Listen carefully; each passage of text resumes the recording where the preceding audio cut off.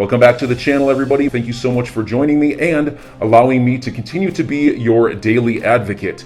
If you're new here or you're not subscribed for any reason, please do me a huge favor and hit the subscribe button. Thank you to all of you who have been watching and following me for so long. It truly means a lot, and I'm glad that I can be this person. Empower Oversight, Jason Foster.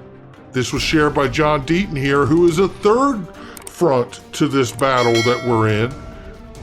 Empower Oversight has really been amazing here lately, getting the FOIA request for the emails related to Simpson Thacker. You can see from the tone of what is in this email, I got promoted to be in head DC. This is coming from the person sending it, Joshua Bonney. Not sure what office head does, but I guess I will find out. And then he says here, is there a headache for your coming to the ad hoc next month, which is a meeting, if folks from Simpson Thacker are there? So you can see that there's already this adjustment, and there's many, many different emails here, also on Crypto Law as well, shout out to them as well, that are posted right here that suggest that they are working around what they understand to be a conflict of interest for Bill Hinman. That right there is exactly the way we get it from John Deaton here, who says they'll be posting another 25 emails of Hinman retrieved from Jason Foster's Empower Oversight. Notice how sensitive they are about the appearance of any conflict.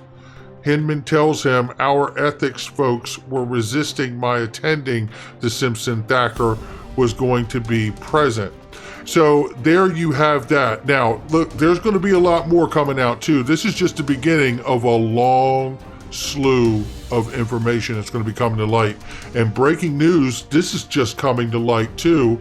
A majority of consensus shareholders are now demanding an audit under Swiss law to investigate serious irregularities.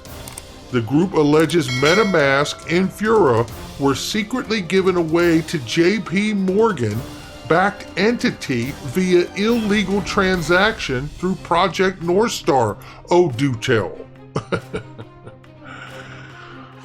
Well, it says right here on August 14, 2020, fundamental intellectual property and subsidiaries were illegally transferred from CAG into an entity, Consensus Software Incorporated, in exchange for 10% ownership of CSI and offset $39 million loan by founder Joseph Lubin, internally codenamed Project North Star. The transaction resulted in legacy financial institutions such as JP Morgan Chase acquiring an influential stake in MetaMask and in Fura, two of the most widely used infrastructure tools in Ethereum.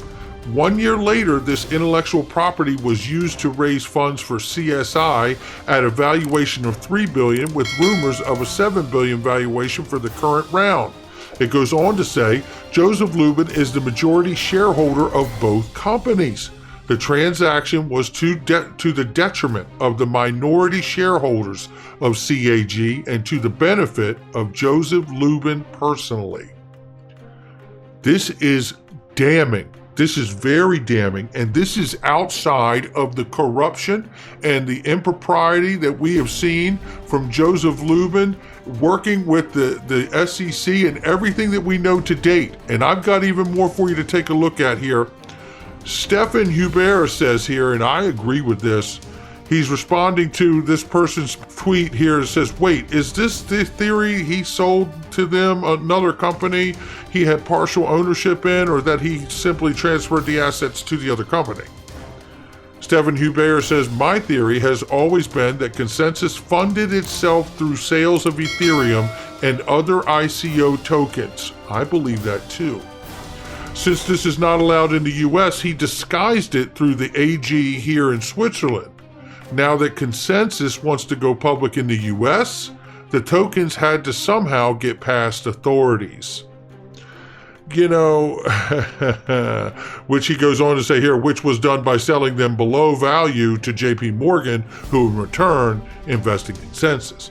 You know, if something exactly like this didn't happen, I bet you dollar to donuts, something very close that rhymes with it did. And he better have a better answer than the one he's got here for Brad Garlinghouse at Davos in 2019. Listen to this short clip here when he's asked about how he runs the company treasury and his own treasury, for that matter, after trying to dig on Brad Garlinghouse. Check it out. To return to a point that, Brad, you were making, Joe, it's been said that you are one of the biggest Ethereum holders. It has been said, I've heard that. Yeah. Yes. Based on no data. How do you go about managing your treasury within Consensus and your own personal one? I guess no comment.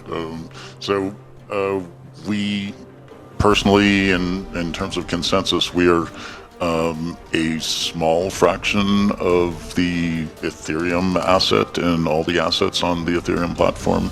So he's slipping into the verbiage of we are decentralized because we're a small fraction of that particular network, which I absolutely want to see an audit to, because I don't believe that that is accurate. Now, that's my belief from the digging that I've done. I believe that the whales that Joseph Lubin, that we played the video many times on the channel, you can see it on my Twitter feed, Joseph Lubin explaining how to disguise your identity and your accounts in a pseudonymous way, right? So, him having the majority of shareholders now pressing for a demand for a public audit under Swiss law is really, I believe, what could become a very real catalyst to really get the SEC and the Department of Justice, because I believe this is not just a civil matter, but a criminal one as well. We shall see. I bet you one thing, we'll follow it closer than you can imagine. I'll tell you that, we'll be on this thing. Is it safe to say we don't see a joint pretrial ordered for Ripple and the SEC, shifting gears now, within the next 4 weeks? Then we're not going to trial. Also, does this mean if it's not going to trial that there won't be a summary judgment? A couple of individual practices from Judge Torres. What he's getting at here, and shout out to JV, you should give him a follow, unless otherwise ordered by the court within 30 days after the date of completion of discovery, or within 30 days after the court's decision on a dispositive motion, if any, the party shall file and, in both PDF format and Microsoft Word document, email to the court a proposed joint pretrial order which shall include, and then it gives a list of the following. So in other words, if these things aren't done within 30 days, does that mean it becomes a real signal for us to understand that the SEC versus Ripple won't go to trial if nothing's filed in that 30 days? As a follow-up here, Jay has a response from John Deaton, who says here, please remember Judge Netburn's decision on the interrogatories, or RTAs. She ordered the SEC didn't have to respond to one or more of the ROGs or RTAs related to the fair notice defense until 30 days after Judge Torres issues a ruling. If Judge Torres denies the motion to strike, the SEC has 30 days.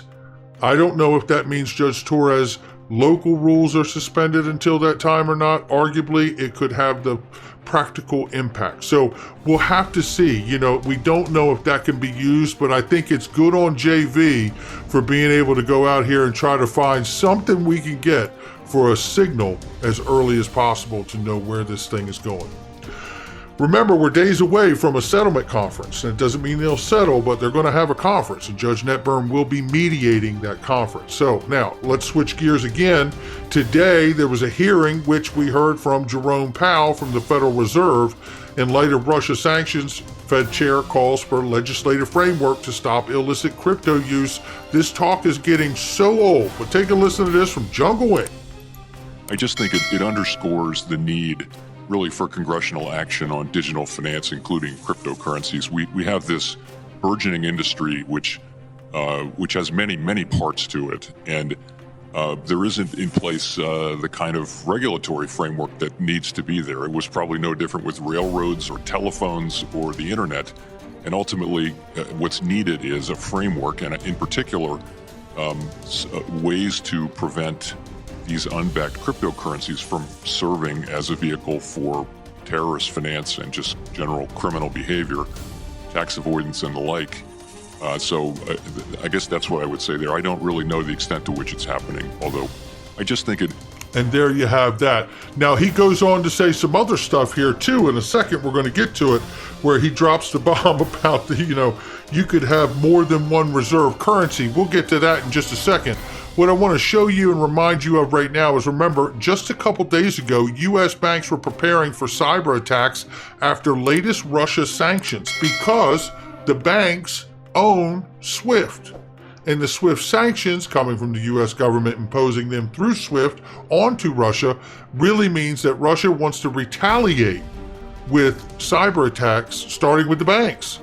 Well, how about this?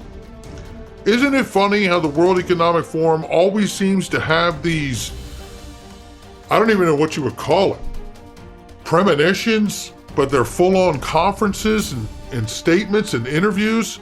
Before the pandemic actually took place, we were hearing in 2019 that there was going to be a pandemic for the World Economic Forum. And oddly enough, last year, they were holding an event at the World Economic Forum simulation of a coming cyber attack, a coming cyber pandemic. That's what we were dealing with here. And basically what it was last year, right? Last year, World Economic Forum teamed up with the Russian government and global banks to run a high-profile cyber attack simulation that targeted the financial industry, an actual event that would pave the way for a reset of a global economy. That's what we're talking about. This here is Jim Rickards, economist and gold bug, and certainly a favorite of mine. Shout out to DAI for this post. I'm going to put you off right here. Listen to what he says about elite globalists that have penetrated different governments and countries around the world into the cabinets. And listen to what he says in this about a minute and a half here. Listen to this. Like I said, John, more than 189 elite agents have slowly wormed their way into leadership positions across the board. Now, just very quickly, because I wanted to say this, when they're going to show some people's names and faces, and I want you to ask yourself how many faces and people they talk about that he mentions do we talk about almost weekly, if not sometimes daily, on this channel. They now sit at or near the head of the IMF, the World Bank, and even our own Federal Reserve. They also control much of what happens at the central banks of China, Russia, India, Brazil, Canada, and Europe. As you know, these institutions form a kind of global superstructure. It forms a kind of snare net encircling all nations. Their leaders aren't democratically elected. They're not accountable to you and me. They're beyond the reach of government and citizens, and yet they hold the fate of the global financial system in their hands. To get a sense of how they operate, imagine an array of floating spheres.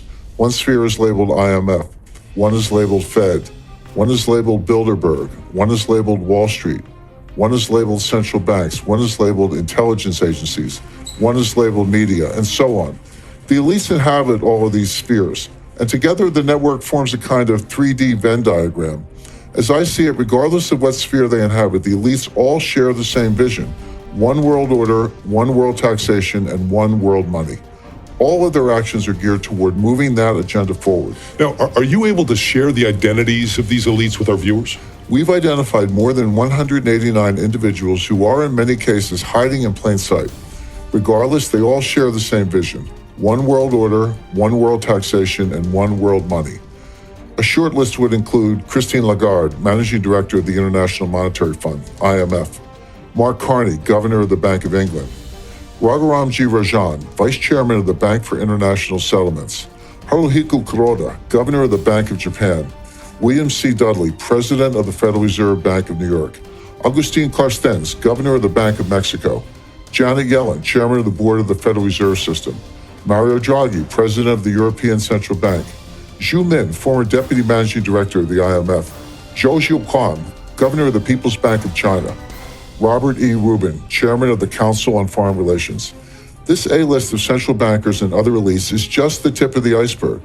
So there you have it. Now, Christine Lagarde, Mark Carney, Augustin Carstens, now at the BIS, Dr. Rajan, which, by the way, I got to ask the question to at Swell 2019, actually asked a man. I want to ask a question about globalization.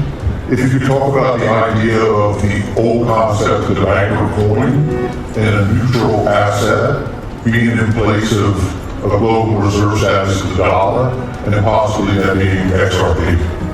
You know, what you're asking for is whether there's a possibility of a global currency, and to some extent that's what Libra was trying to do.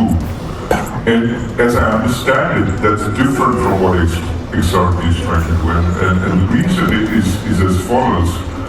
As soon as you go to maintaining a value, right, some kind of stable coin, a whole set of regulatory concerns get triggered. I have to make sure that there is corresponding financial or real assets backing this notion of value that they seek to maintain. And there you have it. If you haven't had a chance to check out Cryptonaires, go to cryptoperformance.io, give your email. You can watch it for free. It's gotten rave reviews. But that was me talking to Dr. Rajan in 2019, asking the question about XRP serving as a bridge currency. Notice he didn't say no. He just chose to talk about Libra, which was the hot topic at that time. Now, we're getting tight on time, so let me go here. This is from Great Reset-info, and this is Augustine Carson's telling you why central banks' digital currencies are a great idea. On CBDC, in particular for the use of general use, we tend to establish the equivalence with cash, and there is a huge difference there. For example, in cash, we don't know, for example, who's using a $100 bill today. We don't know who is using a 1,000 peso bill today.